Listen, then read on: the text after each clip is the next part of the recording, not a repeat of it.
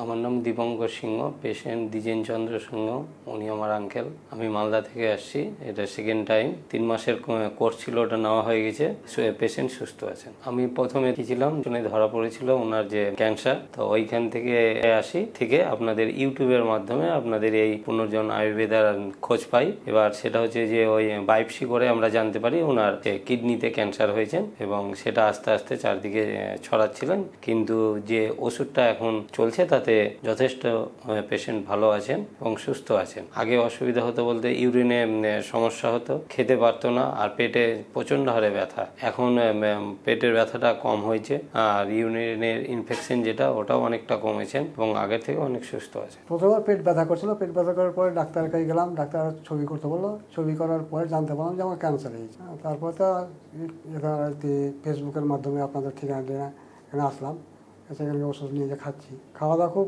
কমই ছিল, তারপরে ওষুধ খাওয়ার পরে আস্তে আস্তে ভালো খাচ্ছি এখন।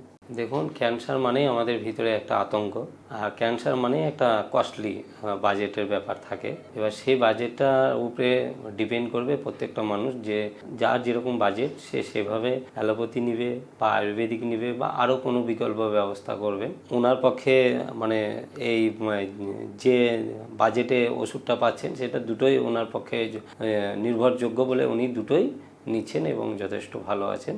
এখন আগামীতে কতটা ভালো থাকবে সেটা আগামীতেই বলবে।